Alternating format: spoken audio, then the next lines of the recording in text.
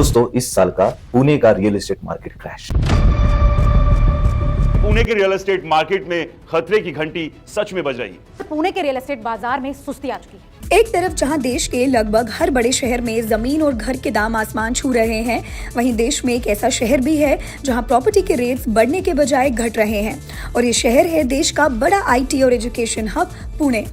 दोस्तों पिछले 2-3 महीनों से हम देख रहे हैं कि यही सारी बातें चर्चा में है, जैसे कि पुणे का रियल एस्टेट मार्केट क्रैश हो गया है। काफी सारे यूट्यूबर्स ने भी ऐसे ही वीडियोस बनाए हैं इसी विषय में कि पुणे का रियल एस्टेट मार्केट क्रैश हो गया है, कई सारे फ्लैट्स वेकेंट है, कई सारे फ्लैट्स के प्राइसेस इतने बढ़ गए हैं कि कोई दूसरा खरीदने वाला नहीं है। पुणे का आईटी सेक्टर जो है वो कहीं और शिफ्ट कर रहा है, कोई नई आईटी कंपनी जो है वो पुणे में इन्वेस्ट करने के लिए रेडी नहीं है। इसी के साथ साथ और भी कई सारी बातें आपने सुनी होंगी, जैसे कि पुणे का रिंग रोड और पुणे का मेट्रो का जो काम है वो ठप हो चुका है। तो ऐसे ही कई सारी बातें जो चर्चा में है, आइए आज जानते हैं इन सारी बातों। दोस्तों पिछले 2-3 महीनों से आपके भी कॉल्स, मेल्स या फिर कमेंट्स इन्हीं विषयों पे आ रहे हैं। तो आज मैं फैक्ट्स एंड फिगर्स लेके बैठा हूँ। मैंने और मेरी टीम ने काफी मेहनत करके ये फैक्ट्स और फिगर्स इकट्ठा किए हैं आपके लिए। हालांकि हमको ज्यादा मेहनत नहीं लगी, क्योंकि ये सारा डेटा इजीली अवेलेबल है गूगल पे या फिर ऐसे ही कई सारे सोशल मीडिया प्लेटफॉर्म्स पे। तो आइए देखते हैं आज इस वीडियो में हम क्या क्या देखने वाले हैं और क्या क्या समझने वाले हैं। तो दोस्तों पुणे का सिर्फ इस साल का मार्केट ही नहीं, बल्कि आज से लेके 2030 तक पुणे का रियल एस्टेट मार्केट कैसे होने वाला है ये हम देखेंगे। फर्स्ट पॉइंट मैं यहाँ पे ये लेना चाहता हूँ कि सेल जो हुई है उसके फिगर्स क्या है, लास्ट ईयर की सेल कितनी हुई है, इस साल में सेल कितनी हुई है, प्राइजेस क्या है, पिछले साल प्राइजेस क्या थे, फ्यूचर में क्या प्राइजेस हो सकते हैं। दोस्तों चलिए करते हैं फिगर आउट। जो बातें आपने सुनी है वो सही भी है या फिर बस बातें ही है। तो अगर एक्सपर्ट्स की सुने या फिर डेटा को अगर माने तो 2024 के मुकाबले 2025 में पिछले 8 महीने का डेटा अगर हम देखें तो प्रॉपर्टी सेल्स में 13% का ग्रोथ आया है। ध्यान दीजिए दोस्तों, ये 8 महीने की बात कर रहा हूं मैं, अभी तो साल पूरा होना बाकी है। अब एक्चुअल फिगर्स की बात करूं तो 1,44,000 प्रॉपर्टी सेल हुई है इस साल में। तो पिछले साल स्टैम्प ड्यूटी रेवेन्यू कलेक्शन अगर हम देखें तो 4,750 करोड़ में रेवेन्यू कलेक्शन हुआ था। इस साल 8 महीने का कलेक्शन अगर हम देखते हैं तो 5,468 सीआर का कलेक्शन हुआ है। देखा जाए तो 700 से लेकर 800 करोड़ का यहाँ पे ग्रोथ देखा गया है, और साल के खत्म होते होते मेरे ख्याल से 1000 या फिर हो सकता है 1500 करोड़ तक का यहाँ पे रेवेन्यू कलेक्शन हो।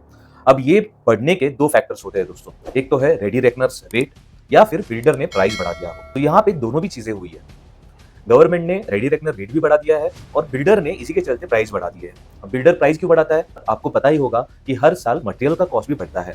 अब इन दोनों को अगर कंपेयर किया जाए तो प्राइसिंग जो है वो 10 से लेके 15% तक यहाँ पे बढ़े है, क्योंकि कोई अनवांटेड जम नहीं है। रेगुलर जो एप्रिसिएशन होते आ रहा है हर साल बाय साल पुणे में, सेम टू सेम यहाँ पे वही चीज हुई है। अब जो दूसरा पॉइंट है वो है पुणे का आईटी सेक्टर। पुणे 3 चीजों के लिए फेमस है, एक है आईटी हब, सेकंड है एजुकेशनल हब और तीसरा है मैन्युफैक्चरिंग हब। अब मैन्युफैक्चरिंग हब की बात करें तो यहाँ पे काफी तेजी से मैन्युफैक्चरिंग हब्स जो है वो इंक्रीज करते जा रहे हैं। जैसे कि आपने सुना होगा तलेगांव इंडस्ट्रियल एरिया, जो काफी तेजी से इंफ्रास्ट्रक्चर वहाँ पे ग्रो कर रहा है। इसके बाद में है चाकन इंडस्ट्रियल एरिया, इसके बाद में है पिरंगुड़ इंडस्ट्रियल एरिया। तो इन 3 एरियाज में काफी तेजी से हमने ग्रो देखा है।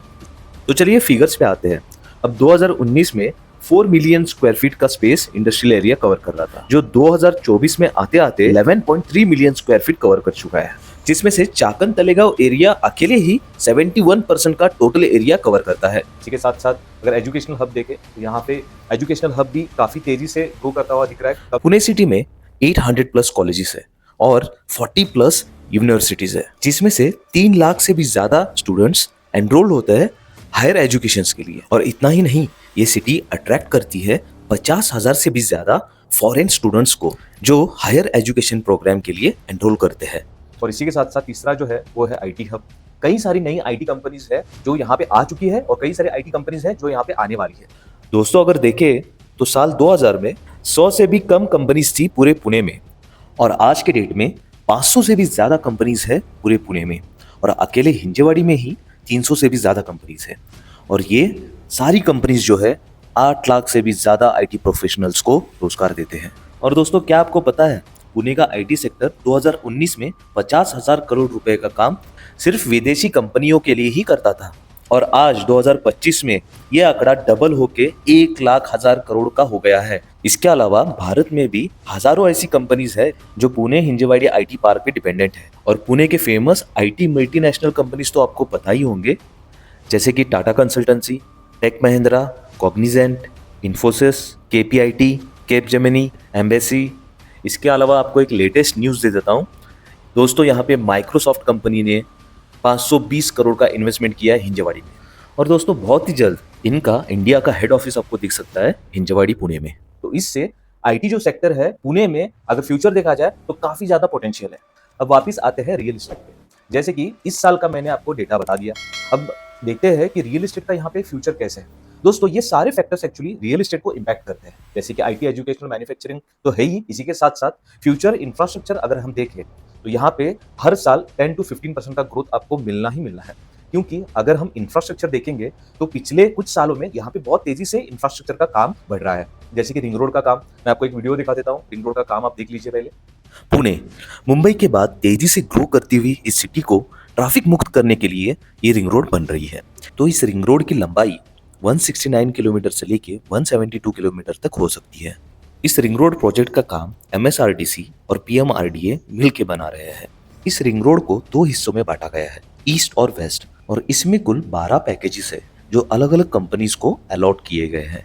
इस चार्ट में अलॉटेड कंपनीज के सारे नाम हैं और नवंबर 2025 तक जितना काम हुआ है उसका हम स्टेटस देख सकते हैं और इनका लास्ट स्टेटस भी देख सकते हैं। तो ये 6 महीने पहले का वीडियो है जहाँ पे मैंने रिंग रोड का डेवलपमेंट दिखाया था।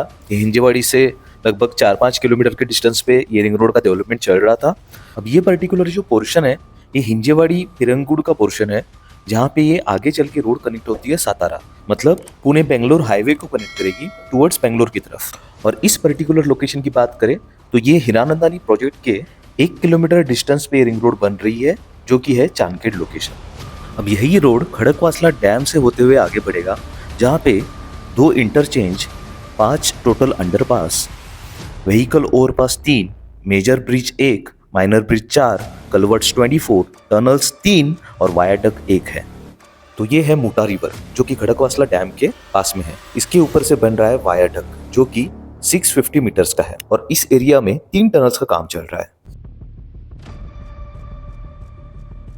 और ये जो पोर्शन है ये है सुदावाड़ी, जो कि तलेगांव चाकन रोड पे लोकेटेड है। तो दोस्तों मैंने ट्राई किया है कि आपको जितना हो सके उतना रिंग रोड का काम दिखा सकूं। तो दोस्तों मैं प्रॉपर्टी के सिलसिले में पुणे के हर एक कोने में जाता रहता हूँ और जहाँ जहाँ पे ये रिंग रोड बननी है वहाँ पे रिंग रोड का काफी डेवलपमेंट हमको दिखा। अब जहाँ जहाँ पे मैं ड्रोन उड़ा पाया वहाँ पे मैंने ड्रोन शूट्स ले लिए हैं। कोशिश कर रहा हूँ कि आपको जितना हो सके उतना रिंग रोड का डेवलपमेंट दिखा सकूं। और मुझे लगता है जिस रफ्तार से रिंग रोड का काम चल रहा है बहुत ही जल्द हमको हमारी रिंग रोड मिल जाएगी। तो ये था रिंग रोड का काम दोस्तों। आपने देखा कि काफी बड़े बड़े पैचेस यहाँ पे ऑलरेडी बन चुके हैं, टनल्स काफी सारे यहाँ पे बन चुके हैं। तो महाराष्ट्र गवर्नमेंट ने यहाँ करोड़ों का इन्वेस्टमेंट ऑलरेडी कर दिया है। अब यहाँ पे ग्रोथ ही नहीं है तो ये सब किस लिए, ये भी एक पॉइंट है। चलिए इस रिंग रोड का इंपॉर्टेंस समझते हैं दोस्तों। जैसे कि आपको पता है बेंगलोर मुंबई हाईवे जो है, जो पुणे होके निकलता है, सबसे बिजिएस्ट हाईवे है। यहाँ पे एक्चुअली 3 स्टेट्स यहाँ पे कंसीडर आप कर सकते हो, इसी हाईवे बने हुए हैं। जैसे कि महाराष्ट्र तो है ही है, इसके बाद कर्नाटका लगता है और गोवा भी इसी हाईवे को टच होता है। तो ये पूरा ट्रैफिक जो है, जैसे कि मुंबई का बेंगलोर, हुबली, धारवाड़, बेलगाम, गोवा, कोल्हापुर और सोलापुर से भी जो ट्रैफिक आता है मुंबई के लिए, ये सारा जमा होता है इसी कॉरिडोर में, वेस्ट पुणे कॉरिडोर में। इसी के साथ साथ यहाँ पे आईटी हब भी है, यहाँ पे मैन्युफैक्चरिंग हब भी है, यहाँ पे एजुकेशनल हब भी है। तो ये सारा ट्रैफिक और इसके ऊपर ट्रांसपोर्ट का ट्रैफिक, तो यहाँ पे जाम तो घंटों लगना ही है दोस्तों। तो इसी ट्रैफिक को ईज करने के लिए ये रिंग रोड बन रही है और बहुत ही तेजी से बन रही है, क्योंकि ट्रैफिक काफी ज्यादा जाम हो रहा है। कहीं ना कहीं यहाँ पे रिसेंटली ही एक न्यूज आ रही थी कि 33,000 करोड़ का यहाँ पे अभी सैंक्शन हुआ है, जो कि आईटी सेक्टर में जितने भी रोड्स है वो बनेंगे। इसी के साथ साथ मेट्रो चलेगी। अब हाँ, मेट्रो का एक बात मैं बताना भूल गया, अभी तक तो सिर्फ यही सुनने में आ रहा था कि हिंजवाड़ी शिवाजी नगर की मेट्रो लाइन कब स्टार्ट होगी पता नहीं, लेकिन अब तो यहाँ तक सुनने आ रहा है कि हिंजवाड़ी फेज 3 से पिरंगुड़ होते हुए चांदनी चौक और बनास तक मेट्रो लाइन कनेक्ट होगी। इसके बाद में वाकड़ से आगे मेट्रो लाइन बढ़ते हुए मुकाई चौक और मुकाई चौक से बढ़ते हुए निगड़ी प्राधिकरण तक ये कनेक्ट करेगी। तो ये सारा इंफ्रास्ट्रक्चर क्यों डेवलप हो रहा है, और ये जो अभी रिसेंटली 33,000 CR जो सैंक्शन हुए हैं वो इसी काम के लिए हुए। गोयल साहेब, तुम्ही पुण्याहून मुंबईला येऊ नका, याचं कारण पुढच्या वर्षी एप्रिल मेच्या दरम्यान किंवा फार तर 1-2-4 महिने अलीकडे पलीकडे पुण्याच्या नवीन एअरपोर्टचं काम आपण सुरू करतो। पुणे रिंग रोडचं काम आपण सुरू केलेलं आहे। आता जी इकोसिस्टीम नवी मुंबई एअरपोर्ट आणि अटल सेतूने तयार केली आहे, same ecosystem Pune ring road आणि पुण्याचा न्यू एअरपोर्ट तयार करणार आहे, सेम इकोसिस्टीम। त्यामुळे तुम्ही पुणेच डेव्हलप करा, या मुंबईवाल्यांना मुंबई करू द्या। तुम्ही आले तर काही अडचण नाही आहे, पण पुण्यामध्ये प्रचंड मोठी अपॉर्च्युनिटी या ठिकाणी आम्ही तयार करतो आहोत। तो दोस्तों ये तो बात हो गई पास्ट की और प्रेजेंट की, अब फ्यूचर की भी बात करेंगे। लेकिन उससे पहले अगर मैंने कोई टॉपिक मिस कर दिया है तो प्लीज नीचे कमेंट करिए। अगर इनकेस इसी टॉपिक के रिलेटेड आपका कोई क्वेरी है फिर भी आप कमेंट करके मुझे बता सकते हैं। हम इस वीडियो के थ्रू पूरी ट्रांसपेरेंसी रखना चाहते हैं आपके साथ। आपके हर सवाल का जवाब यहाँ पे इस वीडियो के थ्रू दिया जाएगा। दोस्तों तो कमेंट करने में आलस मत करिए, प्लीज हर एक क्वेरी इस कमेंट बॉक्स में आनी चाहिए। दोस्तों फ्यूचर बताने से पहले चलिए एक कहानी सुनाता हूँ। अब मेरे पास 10 रुपए है और मेरे को कहीं पे इन्वेस्ट करना है। अब मैं वही जगह पे इन्वेस्ट करूंगा जहां पे ये पैसे बढ़ेंगे, बराबर। अब ये तो कॉमन सी बात है, गवर्नमेंट भी यही कर रही है दोस्तों। जहां पे उसको दिख रहा है कि यहाँ मेरा पैसा बढ़ेगा वहीं पे तो गवर्नमेंट पैसा लगाएगी। तो डेफिनेटली 100% है कि यहाँ पे जो इंफ्रास्ट्रक्चर जिस तरह से डेवलप हो रहा है, यहाँ पे ऑब्वियस है कि यहाँ पे प्राइसेस बढ़ेंगे, यहाँ पे प्रोजेक्ट्स बढ़ेंगे, यहाँ पे और बहुत सारे सेक्टर्स आएंगे, यहाँ पे जॉब्स की अपॉर्चुनिटीज बढ़ेगी और काफी सारा कुछ यहाँ पे आ सकता है। हर सरकार 10 से 15 साल का प्रोजेक्शन लेके चलती है और इसीलिए ये सारी डेवलपमेंट पुणे में चल रही है, क्योंकि उनको दिख रहा है कि यहाँ पे पोटेंशियल काफी सारी है, बहुत सारी है। तो अब बात करते हैं फ्यूचर की। दोस्तों आज के डेट में अगर आप रियल एस्टेट में इन्वेस्टमेंट करते हो तो 2030 तक आपका जो ये इन्वेस्टमेंट है ये डबल हो जाएगा, क्योंकि ये सारे जो गवर्नमेंट के इंफ्रास्ट्रक्चर डेवलपमेंट प्रोजेक्ट्स है ये अगले 5 सालों में कंप्लीट हो जाएंगे और यहाँ का जो रियल एस्टेट इन्वेस्टमेंट बकेट है वो डबल हो जाएगा। मतलब यहाँ पे काफी सारी इन्वेस्टमेंट्स होने वाली है।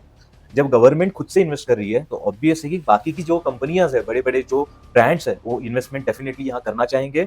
अब मैन्युफैक्चरिंग हब में काफी सारी कंपनीज यहाँ पे आएंगी, आईटी हब से काफी सारी कंपनीज आएंगी, काफी सारे इंस्टीट्यूट्स कॉलेजेस यहाँ पे आएंगे और इसके चलते यहाँ पे काफी सारा इन्वेस्टमेंट और ग्रोथ, यहाँ पे इंफ्रास्ट्रक्चर सब कुछ यहाँ पे देखा जा रहा है। पिछले 10 सालों में पुणे का real estate market same to same as it is है। इवन कोरोना के टाइम पे भी एज इट इज था। अगर इसी पेस को देखा जाए तो आगे मिनिमम से मिनिमम आपको 2030 में 55% का यहाँ पे ग्रोथ दिखेगा। ये 55% मैं मिनिमम से मिनिमम ग्रोथ बोल रहा हूँ दोस्तों। वैसे तो इन्वेस्टमेंट डबल हो जाएगी 2030 में। If you come to Pune, Pune has always been our industry magnet. And today, Pune and New Mumbai and this entire area of Raigad is creating a new ecosystem for GCCs. It's creating a new ecosystem for advanced manufacturing, into green technologies, into advanced and innovation ecosystem. And I think that is putting Maharashtra again at the helm of innovation. And the Pune Ring Road, we aspire to create an entirely new business ecosystem, industry ecosystem, logistic ecosystem in Pune, which will actually double the GDP of Pune district.